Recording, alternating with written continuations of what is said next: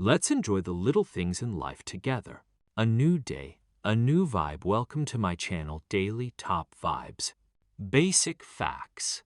Born the 15th of March, 1767, Waxhaws region, on the border between North and South Carolina. Died the 8th of June, 1845, The Hermitage, near Nashville, Tennessee. Presidency. 7th President of the United States, served 2 terms from 1829 to 1837. Early life and background. Andrew Jackson was born into a family of Scots-Irish Presbyterians. His parents emigrated from what is now Northern Ireland. His childhood was hard. His father died before Jackson was born. Over the Revolutionary War period, Jackson and his brothers were captured by the British. He and his brother contracted smallpox. His mother died not long afterwards. He got little formal schooling, especially because of disruptions from war. He studied law on his own, reading law, and became a lawyer in what was then Western North Carolina, which later became Tennessee. Rise to prominence. Jackson practiced law in Tennessee, became a planter and landowner, got involved in politics. He held several offices in Tennessee legislature, U.S. House of Representatives, U.S. Senate briefly, judge in Tennessee courts. Military service. He was a general in the Tennessee militia. In the War of 1812, he achieved fame, especially at the Battle of New Orleans in 1815, which made him a national hero. Also led campaigns against the Creek Indians, Battle of Horseshoe Bend, that expanded U.S. control in the South. Presidency, 1829. 1837. Key features. Policies. Jacksonian Democracy. Jackson believed in more direct appeal to the common people. He was the first president from west of the Appalachians, saw himself as representing common white men, as opposed to elite Eastern interests. Veto power and executive authority. He used the presidential veto more than many predecessors, expanded the power of the presidency. Bank war. One major controversy was his opposition to the Second Bank of the United States. He believed it concentrated too much power and was corrupt. He vetoed its recharter and removed federal deposits from it. Indian removal. One of the most controversial policies of his administration was pushing through the Indian Removal Act, 1830, which led to forced relocation of many Native American tribes from the southeastern U.S. to lands west of the Mississippi, the Trail of Tears. This resulted in much suffering and death. Nullification crisis. In 1832-33, when South Carolina attempted to nullify federal tariff laws, Jackson opposed the idea of nullification and supported federal authority. He threatened use of military force if states tried to secede or ignore federal laws. Personal style and character. Jackson was known for being tough, fiercely protective of his honor. He was involved in duels and had a reputation for being combative. He was sometimes impulsive, emotionally intense, and not afraid of conflict, political or personal. He was also a plantation owner and slave owner. His wealth and lifestyle were partly built on those foundations. Later life, death, legacy. After 2 terms, he retired from presidency in 1837. He died in 1845 at his home, the Hermitage, in Tennessee. Legacy is mixed.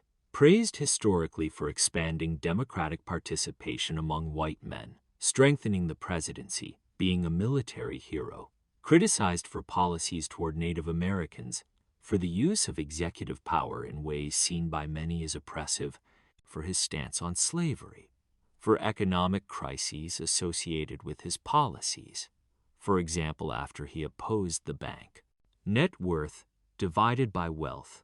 Estimating net worth for historical figures is always approximate because of different currencies, land value, inflation, etc. But here are what some sources say.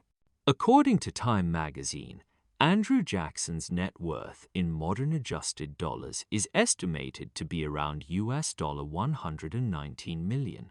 He owned a plantation, the Hermitage, over 1,000 acres, including land, slaves, and other assets. He also had debts at times, which affect net value. So, in short, born poor, Jackson built considerable wealth over his lifetime via land, plantations, slave labor, law practice, and political divided by military position.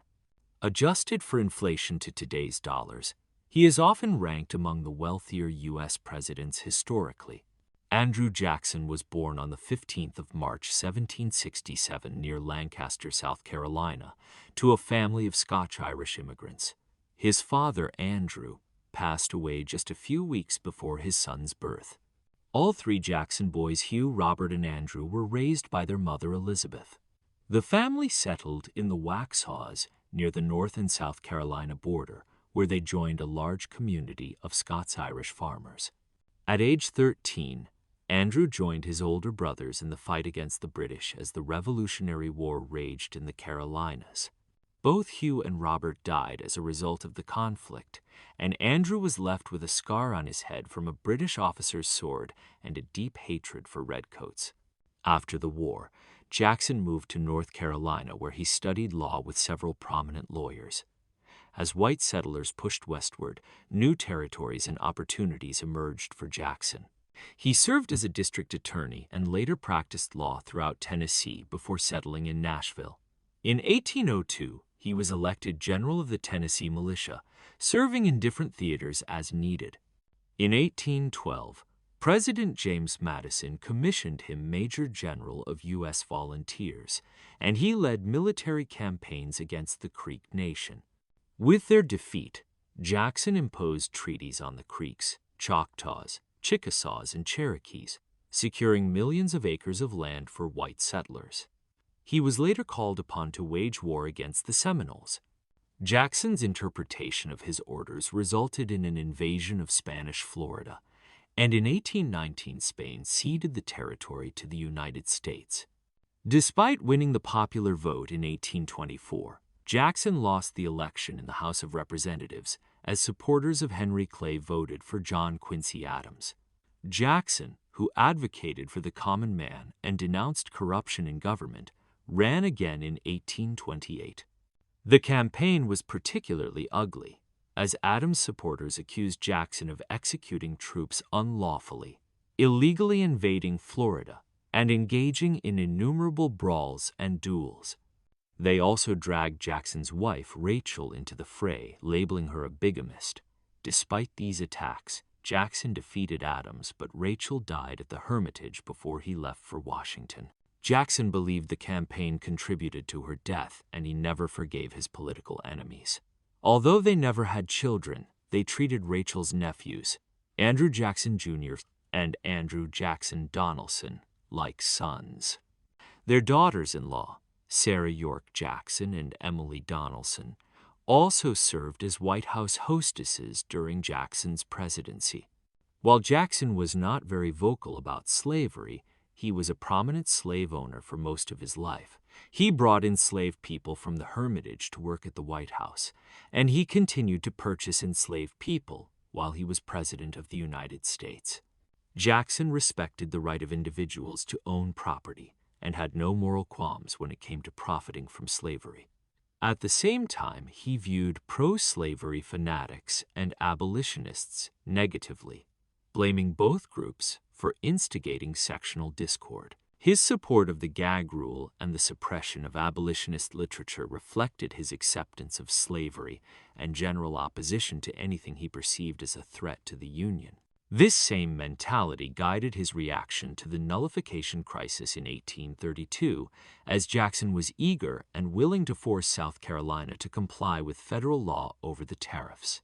Jackson vowed to make government work for the common man, chastising officials and institutions that threatened Republican ideals. He attacked the political patronage system, arguing that appointments should be based on merit, though he himself tended to reward his supporters with offices and positions in the government. He vetoed the renewal of the charter for the Second Bank of the United States, rebuking it as a government-backed monopoly that only favored the wealthy. He also signed the Indian Removal Act in 1830 and forced dozens of unfair treaties on Native American peoples. President Jackson maintained that removal was the best solution for all parties, as it would preserve Indian cultures, prevent unwanted assimilation, and limit violence between white settlers and Native Americans. Best intentions aside, this devastating relocation resulted in the deaths of tens of thousands of indigenous peoples as they were forcibly pushed westward by the military. After the presidency, Jackson returned to Tennessee and spent his remaining years organizing his papers, as well as managing his plantation and its enslaved workforce. On the 8th of June, 1845, he died at the Hermitage. That's it for today's video. If you enjoyed it, don't forget to like, comment, and subscribe with the bell icon.